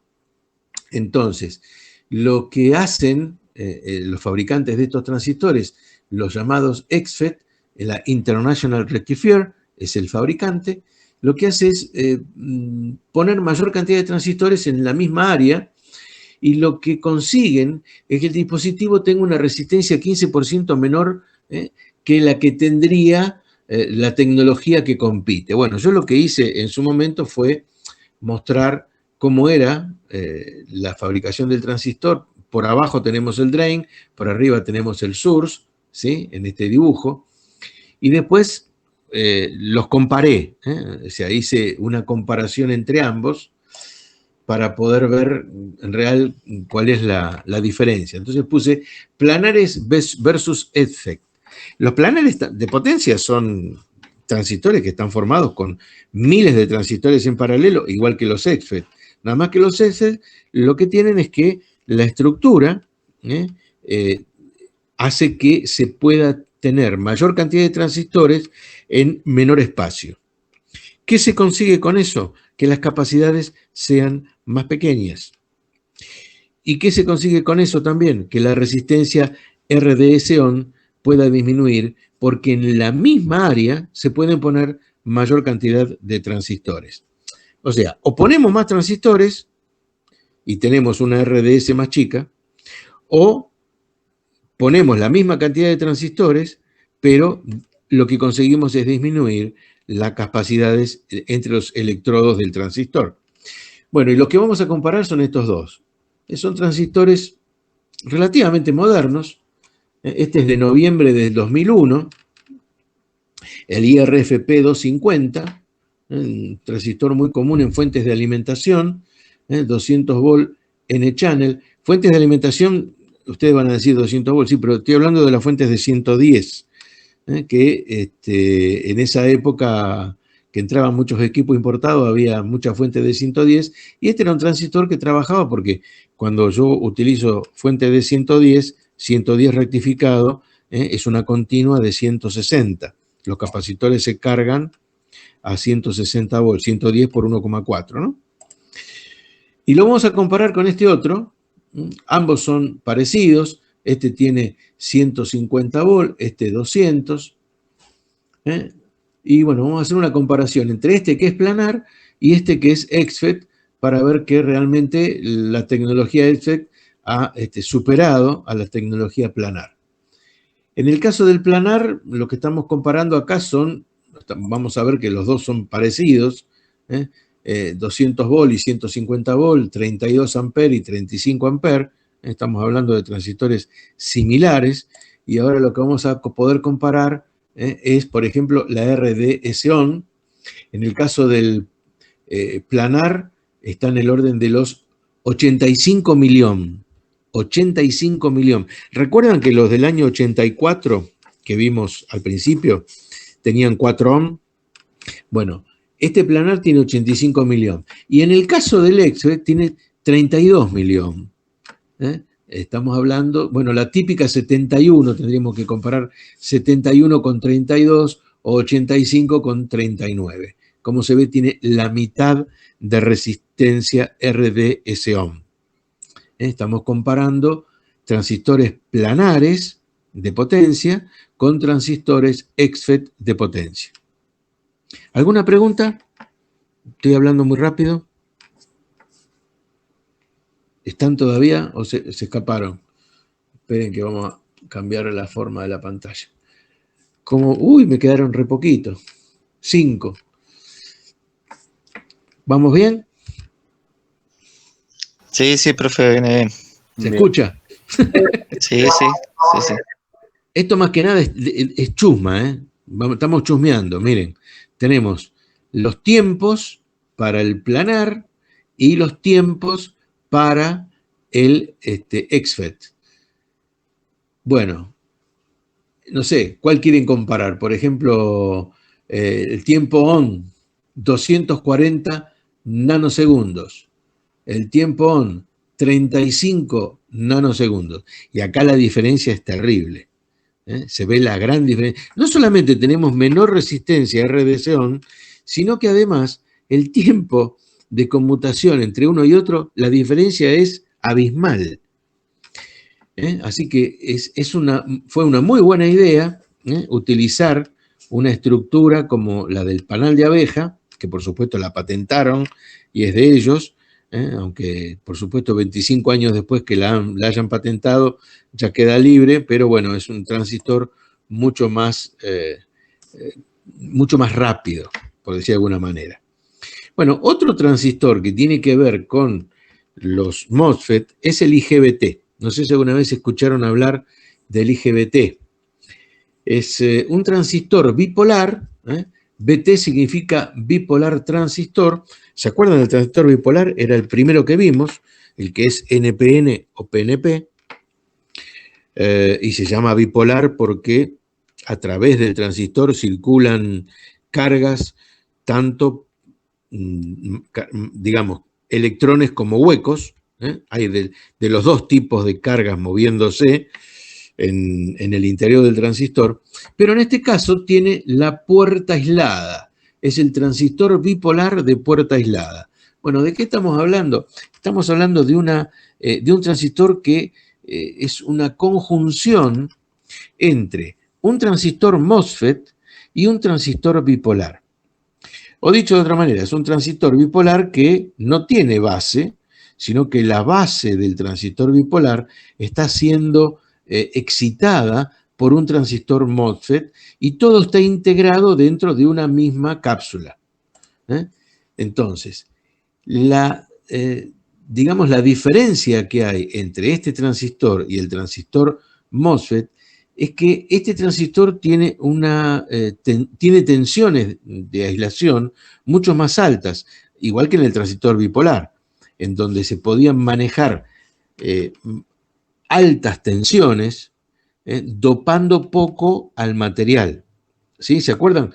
Podíamos conseguir junturas, diodos, estamos hablando de la juntura entre la base y el colector, podíamos conseguir junturas con una alta tensión de ruptura. Esa tensión inversa que hacía que por avalancha comenzara a conducir el diodo. Bueno, en un transistor bipolar, justamente como es un transistor de juntura, no es como el MOS, que el MOS no tiene juntura, sino que la corriente circula por un canal, por un trocito de material N o P. Al tener juntura el transistor bipolar que forma al IGBT, podemos tener transistores con muy alta tensión de aislación. Y también, digamos, corriente importante, ¿no? O sea, una alta capacidad de manejar corriente y alta tensión. ¿Por qué? Porque la corriente circula a través de un transistor bipolar. Pero la excitación es la excitación como la de un transistor MOSFET. Entonces tiene facilidad de manejo, porque no tenemos que inyectar corriente, sino que simplemente lo que hacemos es hacer que llegue una tensión. Si bien para poder establecer la tensión tenemos que cargar al capacitor que está en el gate, pero es mucho más sencillo que establecer una corriente importante por la base del transistor. Bueno, tenemos menor capacidad para las conmutaciones, que es una ventaja del transistor bipolar, y no tiene diodo parásito, aunque a veces se le agrega un diodo justamente para permitir la circulación en el sentido opuesto. En un transistor bipolar, el que está representado acá es un NPN, pero la corriente circula de colector a emisor. Pero si la corriente tuviera que circular en sentido opuesto, porque la carga fuera inductiva, por ejemplo, y forzaría en algún momento a circular corriente en sentido opuesto, el transistor se dañaría. Entonces, también hay algunos IGBT, algunos lo tienen, otros no, que tienen integrado un diodo adentro para facilitar la circulación en el sentido opuesto. También los MOSFET, aunque ya entre el sustrato y el drain se forma un diodo, a veces tienen también integrado un diodo para permitir circulación de corriente importante en sentido opuesto. Bueno, acá es cómo está armado, no interesa mucho cómo sería la estructura de un IGBT, y este es el circuito equivalente, en donde se ve que, bueno, acá tenemos un transistor PNP y un NPN, formando algo así como un Darlington, y un transistor MOSFET. ¿Qué MOSFET sería este? Esas son de las cosas que tienen que recordar al día del examen, ¿no? ¿Qué tipo de MOS sería? ¿Qué tipo de canal tiene? Hay que ver para dónde va la flechita. Y el tipo de MOS es si el canal está formado o si hay que formarlo. ¿Se acuerdan? Teníamos de acumulación, por ejemplo, que este es de acumulación, el canal no está formado, hay que formar el canal. Ven que el canal son rayitas que están separadas. Y después teníamos el otro que tenía el canal ya formado y que había que, podíamos o reforzar el canal o eliminarlo, dependiendo de la polarización que se le colocaba al gate. Si le poníamos tensión positiva o tensión negativa, podíamos poner de las dos. En cambio a sí o sí hay que ponerle solo tensión positiva. O sea, el tren de pulsos que se colocaría acá sería un tren de pulsos que sean toda tensión positiva cuando queremos que conduzca, ¿no? Y bueno, esto quizás ya lo vieron. Acá tenemos un IGBT, pero ahora real, ¿no? Así se ven. Ese es un IGBT de los que se utiliza, por ejemplo, para manejar motores, ¿no? Es un dispositivo muy robusto, tiene acá unas conexiones que son las que se ven acá afuera. El transistor bipolar de potencia está conectado en estos terminales, acá van unos bulones, Y por acá tenemos las salidas, que están marcadas acá, S1, S2. Fíjense que la potencia que pueden manejar mayores a 5 kilowatts. Aplicaciones en alta tensión, tensiones mayores a 1000 volt. Dijimos que los MOS a lo sumo llegaban a 1000 volt. Y bueno, en frecuencia menor a 20 kilohertz. Ya bajamos la... hay un motivo por el cual la velocidad de conmutación de estos transistores son menores a la que la de los MOSFET, bajo ciclo de trabajo. Baja velocidad de conmutación, pero muy altas tensiones, muy altas corrientes. Las aplicaciones típicas son controles de motor, sistemas de alimentación, sistemas de soldadura e iluminación de baja frecuencia y alta potencia. Estos los van a ver en la industria. Es muy común que las máquinas tengan este tipo de transistores. Acá es una gráfica en la que nos muestran, bueno, que, por ejemplo, por arriba de los 1000 volt, sí o sí hay que usar IGBT. Por debajo, siempre tensiones bajas, utilizamos MOSFET. Y bueno, acá está el eje de frecuencia. Para frecuencias bajas, sí o sí IGBT, frecuencias altas MOSFET, pero por arriba de los 1000 volts ya hay que usar IGBT. O sea, hay una zona gris en la que está compartido el uso entre IGBT y MOSFET, y esa zona iría desde los 250 volts a los 1000 volts. En ese rango se pueden utilizar cualquiera de los dos dispositivos, pero para tensiones mayores a los 1000 volts, solamente IGBT, para tensiones menores a 250 volts, MOSFET. Y esto nos dice que para frecuencias de conmutación por arriba de los 300 kHz, seguro que vamos a usar MOSFET, y para frecuencias de conmutación baja, IGBT.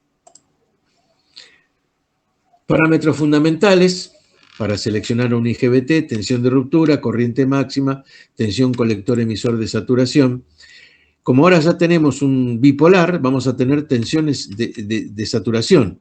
O sea que ya no tenemos una RDS-ON. Vamos a tener una tensión de saturación mínima que podría ser algunos volt. Pero como trabajan a tensiones muy altas, quizás la potencia de disipación no sea tan grande. Pero bueno, no nos queda otro remedio. Acá tenemos la equivalente, la resistencia colector-emisor ON típica equivalente de este modelo, 61 miliohm. Y de FET equivalente 50 amperes. Características básicas, por ejemplo, de este IGBT, del que tenemos esta hoja de datos: tensión colector emisor 1200 volt, corriente continua, bueno, para 25 grados centígrados, 40 amperes. Para 106 grados centígrados de trabajo, 20 amperes, la mitad de corriente. La tensión entre gate y emisor, más o menos 20 volt, la misma que para un MOSFET, más o menos 20 volt, la tensión entre la puerta y el source. Y la máxima potencia de disipación, 240 watts para 25 grados centígrados y 96 para 100 grados centígrados. Esto es porque, bueno, está asociada la potencia de disipación con la temperatura de la juntura. Las junturas de los semiconductores, o el material semiconductor, como temperatura máxima a la que ya después se puede llegar a destruir, está en el orden de los 180, 200 grados centígrados. Normalmente conviene diseñar todo para que la temperatura de la parte interna del dispositivo nunca llegue a superar los 150 grados. Y es más, normalmente se diseña para que esté en el entorno, en el orden de los 100 grados centígrados, y eso es para que el dispositivo dure más. Por ejemplo, si fuera un transistor MOSFET de potencia, vieron que dijimos que tenemos muchos transistores puestos en paralelo. Entonces ahí es donde aparecen los llamados puntos calientes. Cuando ustedes escuchen hablar de punto caliente, es porque en un transistor MOSFET de potencia, al tener tantos transistores en paralelo, Si bien la tecnología o la industria intenta de que todos los transistores que se ponen en paralelo sean exactamente iguales, seguramente va a quedar alguno con una resistencia de canal más chica o más grande que otro. Como la tensión que hay en el canal es la misma, va a haber distinta potencia de disipación entre un transistor y otro. El que disipe más potencia, ese va a tener mayor temperatura. Así que con esto le quiero decir que la temperatura en la oblea de material semiconductor no va a ser pareja. Va a haber lugares en los que la temperatura va a ser mayor que en otros lugares. Entonces, si nos queremos asegurar de que en ningún punto, por más que sea un punto caliente, la temperatura supere el punto, la parte de destrucción del material semiconductor, tenemos que diseñar para temperaturas menores. No podemos ir a la temperatura límite, porque la temperatura límite sería la que podríamos usar si estuviéramos seguros de que todo sería parejo. Gracias a esos puntos que aparecen, esos puntos calientes, el material se va destruyendo de a poco y se va perdiendo digamos, la capacidad de circulación de corriente a través del transistor. Los materiales semiconductores, o sea, los dispositivos semiconductores no se agotan. No es como las válvulas de vacío, no sé si alguna vez escucharon hablar de las válvulas de vacío, pero las válvulas de vacío se agotaban. Se agotaban porque perdían la capacidad en el cátodo de la válvula de emitir electrones, porque se gastaba. Se gastaba, el cátodo estaba recubierto de un metal que permitía justamente que aparezca una nube electrónica alrededor del cátodo, pero ese metal se iba desgastando con el transcurrir del tiempo. Estoy hablando, cátodo tenían los tubos de rayos catódicos de los televisores que existían cuando ustedes eran chiquitos. ¿Se acuerdan que había unos televisores con un tubo gigantesco, porque eran anchos? Ahora todos los televisores son planos, pero antes los televisores eran con un tubo fluorescente, ¿no? Un tubo de rayos catódicos, que se llamaba rayo catódico porque justamente partían del cátodo. El cátodo era de donde salían los electrones, y ese tubo se agotaba justamente porque el cátodo dejaba de emitir electrones. Bueno, en el caso del material de los dispositivos semiconductores de estado sólido, que son los que estamos estudiando en esta materia, no se agotan, pero a veces van perdiendo eficacia justamente porque son dispositivos que están fabricados con muchos componentes en paralelo. Y al irse quemando despacito los componentes adentro, de a poco, de los que están en paralelo, es como que el dispositivo pierde eficiencia, pierde eficacia. Y no es que se está agotando, sino que se está quemando adentro. Se van rompiendo los transistores que adentro están en paralelo.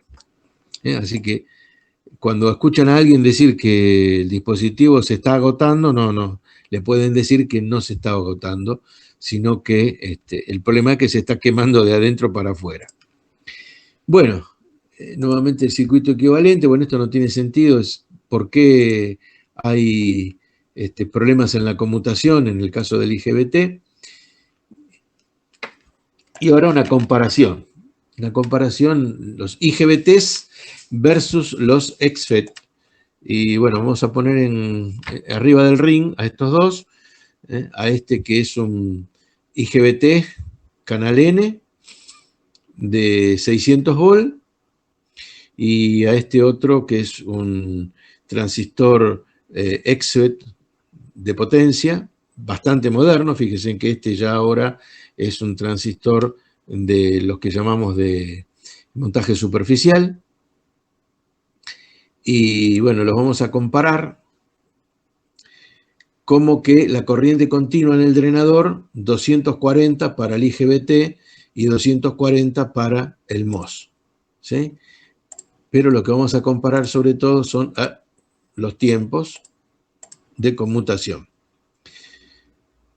Estamos en un tiempo T de on de 69 típico para el IGBT y de 23 para un XFET de potencia. Como ven, es bastante más rápido. Sumando todos los tiempos nos podemos dar cuenta de que vamos a poder conmutar a mucha más velocidad. Y acá las tensiones, mucho menos tensión, y la resistencia R de ohm. Acá estamos hablando de resistencia equivalente, que sería cuando el colector y transistor, no, está directamente en volt. Tensión colector emisor. La tensión de saturación del transistor 2 volt comparado con este que tiene una resistencia R de ohm de 2 miliohm. 2 miliohm. La potencia que se va a disipar en ese transistor cuando esté conduciendo su máxima corriente va a ser I cuadrado R. Y la R que hay que usar son 2 miliohm. Por eso van a ver en algunas placas este tipo de transistor colocado sin disipador. Primero, porque son extremadamente rápidos, y segundo, porque la resistencia que tienen en lo que sería el canal del transistor cuando está conduciendo corriente es extremadamente pequeña. Acá ya estamos hablando de un transistor relativamente moderno. Este tipo de transistores, por ejemplo, se utilizan en los autos para manejar la velocidad del motor de continua del aire acondicionado del interior del auto. Con el motor de continua es un motor que, por supuesto, va a presentar una carga inductiva. Entonces, si le entregamos un tren de pulsos, el motor ve como tensión aplicada a la integral de ese tren de pulsos. Entonces, se utilizan transistores como estos para, entregándole un tren de pulso, le manejamos la tensión de alimentación al motor. Los autos de la década del 90 usaban resistencias. Resistencias que se colocaban en el canal de aire para poder enfriarlas. Y no sé si todavía no habrá algún auto que siga utilizando ese tipo de tecnología, pero seguramente los autos más económicos utilizan eso. Utilizan resistencias en serie con el motor de ventilación para disminuir la tensión continua y hacer que el motor gire más despacio. En los autos más modernos, en los autos de última tecnología, ya utilizan dispositivos con estado sólido para manejar la tensión aplicada. Y prácticamente esto no calienta en absoluto, ¿no? Y bueno, acá vemos una aplicación. Acá hay unos IGBTs y a mí me gustaría poder explicarles qué es esto, como para poder tener una idea de en qué se usan estas cosas, ¿no?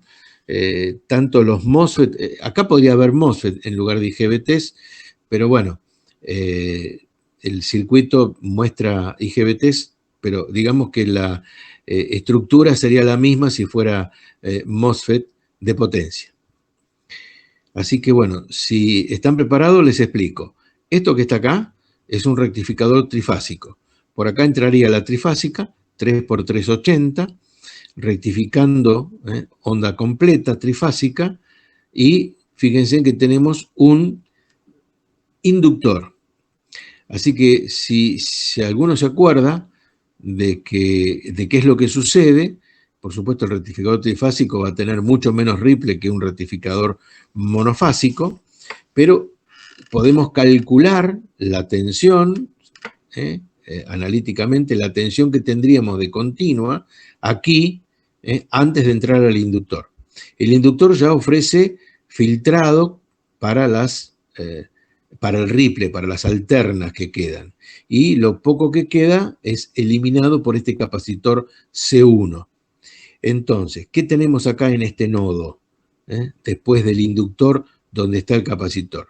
Acá tenemos una tensión continua, ¿sí? Acá tenemos una tensión continua de un valor fijo, ¿sí? Va a ser el valor de continua que entregue este rectificador trifásico que está acá. Acá estamos en presencia de un equipo industrial que toma la trifásica, la rectifica y la pone en un capacitor como un valor de continua. A continuación, lo que tenemos, bueno, esto es un proceso de filtrado, pero a continuación lo que tenemos es un puente H. Estos 4 que están acá es un puente H. ¿Qué es lo que hace esto?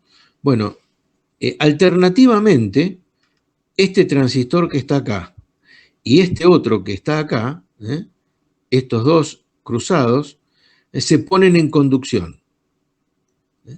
Se ponen en conducción, el circuito de disparo no está, estaría acá, la parte de excitación estaría colocada acá en la entrada, donde estarían los gates de estos IGBT, tenemos 4 gates, pero estos 4 gates estarían conectados, digamos, a una placa de control del sistema.